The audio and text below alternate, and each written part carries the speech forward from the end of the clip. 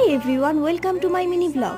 আজকে বাবা বাজার থেকে মাছ এনেছে। ব্যাঙ্গালোর আসার পর থেকে একদিনও মাছ খাওয়া হয়নি। ভাই আমি তো হয়ে গেলাম হেভি হ্যাপি, কারণ লাঞ্চটা আজকে জাস্ট জমে যাবে। তারপর যাই হোক সবকিছু রেডি করে কড়াইতে তেল দিয়ে মাছগুলো শুধু ছেড়েছি। তারপর আয়া কাহানি মে টুইস্ট, দেখি আর মাছ উল্টাচ্ছে না, সব মাছ কড়াইতে আটকে গেছে, ভেঙেও গেল সব কটা। যাকে বলে সাড়ে সর্বনাশ। হোস্টেলে থাকাকালীন তো আর নিজেকে মাছ ভেজে খেতে হয়নি, এখানে এখন মায়ের অভাবটা আমি বুঝতে পারছি। যাই হোক কোনো রকমে সবকিছু সামলে লাঞ্চ করে একটু পরেই বেরিয়ে গেলাম হসপিটাল ভিজিটের জন্য। আমাদের হোটেলের একদম কাছেই বাস স্ট্যান্ড, সেখানে এক বাসে উঠলেই হসপিটালের একদম সামনেই নামিয়ে দেয়। নেমেই ডাবের জল নিয়ে নিলাম যার জন্য, যাতে বিকেলে খেতে পারে। বোনরা আসে, পাঁচটা দেখাতে হয়। এবার ভেতরে যাব, জায়গাটা একবার তোমাদেরকে দেখাই। ওয়াও! আর আমার যা তো অলরেডি অর্ধেক সুস্থ হয়েই গেছে।